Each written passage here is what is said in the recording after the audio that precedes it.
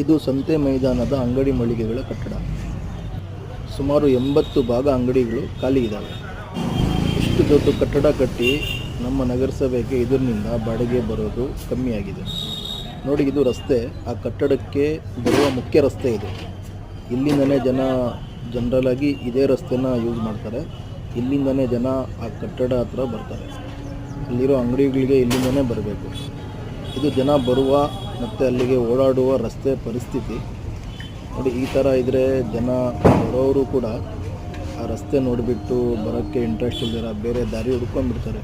ಜನರಲ್ಲಾಗಿ ನಾರ್ಮಲಾಗಿ ಪ್ರತಿಯೊಬ್ಬರು ಅದೇ ಯೋಚನೆ ಮಾಡೋದು, ರಸ್ತೆ ಯಾವುದು ಕ್ಲೀನಾಗಿರುತ್ತೆ ಅದರ ಮೇಲೆ ಹೋಗೋಕ್ಕೆ ಇಷ್ಟಪಡ್ತಾರೆ. ನೋಡಿ, ನಮ್ಮ ಪೌರ ಕಾರ್ಮಿಕರು ದಿನ ಬೆಳಗಾದರೆ ಬಂದು ರಸ್ತೆನ ಕ್ಲೀನ್ ಮಾಡೋ ಕೆಲಸ ಮಾಡ್ತಾನೆ ಇರ್ತಾರೆ.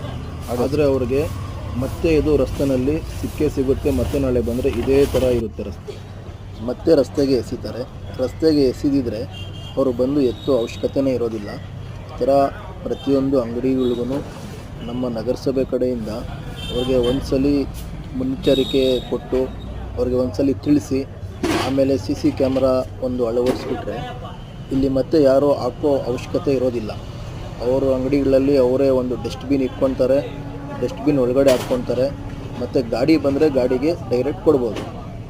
ಸೇಮ್ ಮನೆಗಳ ಹತ್ರ ಕಲೆಕ್ಟ್ ಮಾಡ್ತಾ ಇದ್ದಾರಲ್ಲ ಕಸ, ಅದೇ ಥರ ಇಲ್ಲೂ ಮಾಡ್ಬೋದು. ಆರಾಮಾಗಿ ಮನೆಗಳ ಹತ್ರ ಕಲೆಕ್ಟ್ ಮಾಡೋ ಥರ ಇಲ್ಲೇನು ಗಾಡಿ ಬಂದುಬಿಟ್ರೆ ಗಾಡಿಗೆ ಹಾಕೋ ಥರ ಮಾಡಿಬಿಡ್ಬೇಕು. ಇದರಿಂದ ಇಲ್ಲಿ ಜನ ಬರೋಕ್ಕೂ ಸ್ಟಾರ್ಟ್ ಮಾಡ್ತಾರೆ. ಈ ಅಂಗಡಿಗಳಿಗೂ ವ್ಯಾಲ್ಯೂ ಬರುತ್ತೆ. ಯಾರೋ ಒಬ್ಬರು ಬಂದು ಬಹಿರಂಗ ಹರಾಜಲ್ಲಿ ಕೊಂಡ್ಕೊಳ್ತಾರೆ. ಆಮೇಲೆ ಅಲ್ಲಿ ಅಂಗಡಿಗಳು ಸ್ಟಾರ್ಟ್ ಮಾಡ್ತಾರೆ. ಕಸ್ಟಮರ್ಸು ಓಡಾಡಬೇಕು. ಮೇನ್ ಅಂಗಡಿಗಳು ತೊಗೊಬೇಕು ಅಂದರೆ ಇಲ್ಲಿ ಕಸ್ಟಮರ್ ಓಡಾಡಿದ್ರೆ ಅಂಗಡಿಗಳು ಪರ್ಚೇಸ್ ಮಾಡ್ತಾರೆ.